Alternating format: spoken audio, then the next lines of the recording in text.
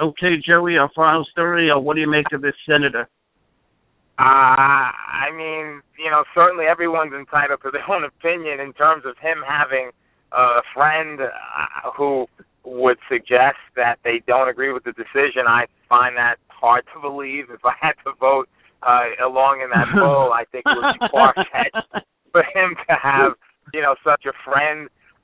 And, quite frankly, I just think, from a broader perspective, the time has come. We can all have our opinions, our points of view, but the Supreme Court is the ultimate law of the land. We need to respect it. The reality is that, gay and lesbian should be afforded equal protections like everybody else, and that's what the court said. And I'm just not sure how you disagree.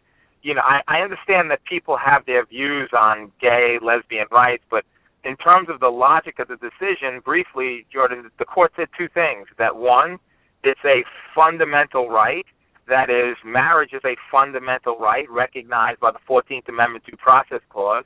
And number two, that gay and lesbians are entitled to equal protection under the law like everyone else.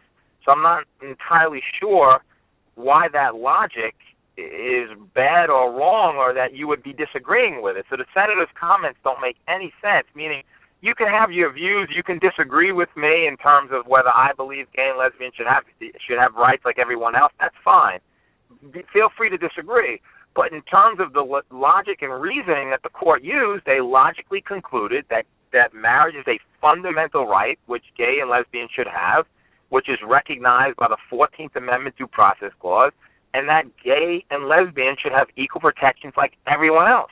From a logical perspective, how do you assail that? How do your friends that are gay or lesbian, according to the senator, disagree with those propositions? So I'm not getting where the senator comes from, but I think the time has come.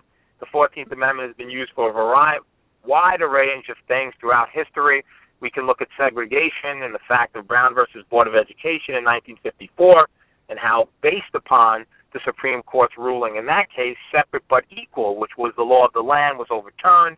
And the 14th Amendment, has been used throughout history to correct wrongs. And I think it's been wrong